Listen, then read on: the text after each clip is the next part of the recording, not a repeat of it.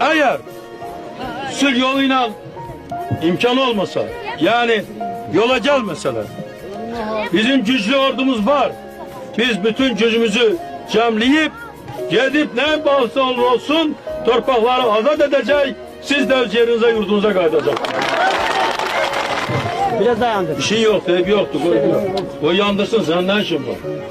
Benim için hoştu bu tüstü. Nece, bu tüstü öyle bize buranın ehval-ı ruhiyesini gösterir. Ananəni gösterir. Ben de uşaq vaxtında mənim de anam elə belə sacın üstündə həmişə mənə lavaş pişirərdi. Mən bunların hamısını görmüşəm. Belə ocağın başında mən çox oturmuşam. Mənim üçün qəribə bir şey değil. Buna narahat olmayın. Ve mən elə bunu görmeye gelmişəm bura ki, sizin hayatınızı olduğu kimi görüm. Orada təklif elədi, kimin şəhidi var, kimin Qarabağlısı var. Gəlsin elə bir toyun eləsin burada.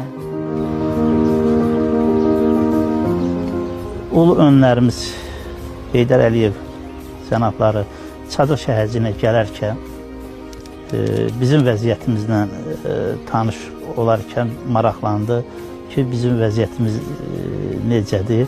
O soruşdu ki, toyu harda edirsiniz və üzürüz düşəndə necə yola bilirsiniz. Biz də fikrimizi deyəndən sonra dərhal göstəriş verdi. Bir ay müddətində burada bir xeyir şərifi tikilsin ki, cəmaət burada öz xeyir işlərini yola verə bilsin.